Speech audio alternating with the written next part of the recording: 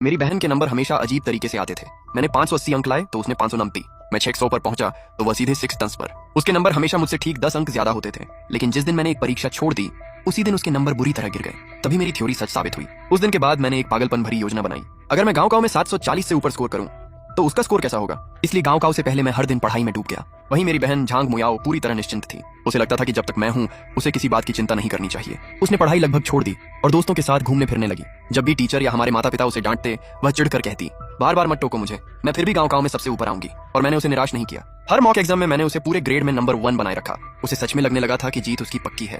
लेकिन दूसरी तरफ मैं चुपचाप खुद को 748 के और करीब धकेल रहा था। गांव से एक रात पहले झांग मुयाओ अभी भी बार में पार्टी कर रही थी। वह पहले ही अपने शानदार भविष्य का जश्न मना रही थी। और मैं जल्दी सो गया ताकि अगली सुबह पूरी तरह तैयार रहूं। जब मैं परीक्षा केंद्र पहुंचा मैंने गहरी सांस ली। मुझे पता था ये मेरा एकमात्र मौका था झांग मुयाओ को पीछे छोड़ने का। एग्जाम हॉल में बैठते ही मुझे पहले से ज्यादा आत्मविश्वास महसूस हुआ। इतने दिनों की मेहनत और प्रैक्टिस आखिर काम आ रही थी। जब मैंने सवाल देखे सब कुछ जाना पहचाना लगा। हर सवाल का हल मेरे दिमाग में साफ साफ उभर रहा था। अगर कुछ गलत नहीं हुआ तो ये स्कोर झांग मुयाओ को जिंदगी का सबसे बड़ा सरप्राइज देने वाला था। जैसे ही परीक्षा खत्म हुई झांग मुयाओ तुरंत मेरे पास आई और घबराकर पूछने लगी, कैसा हुआ।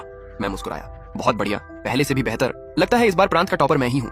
ये सुनते ही झांग मुयाओ खुशी से उछल पड़ी और भागकर माँ बाप को बताने चली गई। मैं उसे जाते हुए देखता रहा और हल्का सा मुस्कुराया। उसे कुछ दिन और खुश रहने दो, बहुत जल्द उसे पता चल जाएगा कि आसमान से कीचड़ में गिरना कैसा लगता है। गांव के बाद झांग मुयाओ हर किसी से डींगे मारती फिर रही थी कि वह स्कूल में नंबर 1 आएगी। माँ बाप ने खुशी में उसे पहले ही बहुत सारे पैसे दे दिए। उसने नए इलेक्ट्रॉनिक्स खरीदे और अपने बॉयफ्रेंड के साथ घूमने बाहर चली गई।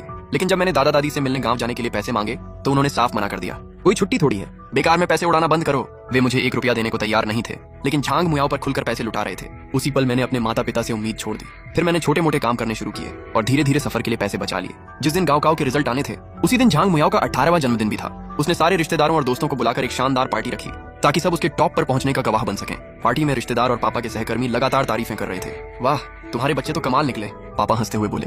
हाँ, लेकिन मेरा बेटा बस पढ़ाई में ठीक है, जरा भी संस्कारी नहीं है। मेरी छोटी राजकुमारी, उसके नंबर उससे बेहतर हैं और वह ज्यादा समझदार भी है। पापा हर मौके पर मुझे नीचा दिखाते और झांग मुयाओ की तारीफ करते। उधर युवा लोग झांग मुयाओ के आसपास इकट्ठा होकर उसे और हवा दे रहे थे।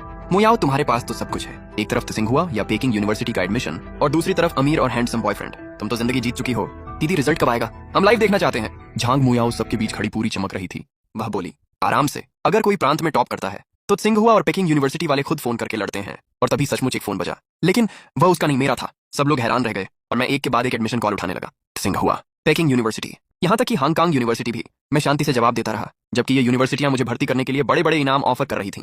झांग मुयाओ की आंखें मानो बाहर निकलने वाली थीं, लेकिन उसके फोन पर अब तक एक भी कॉल नहीं आया था। फिर भी शांत दिखने की कोशिश करते हुए उसने कहा, सबसे बेस्ट का नंबर आखिर में आता है। और आखिरकार रिजल्ट चेक करने का समय आ गया। सब लोग झांग मुयाओ के आसपास इकट्ठा हो गए। उसे पोर्टल में लॉग इन करने के लिए कहने लगे और मैंने भी अपना रिजल्ट पोर्टल खोल लिया।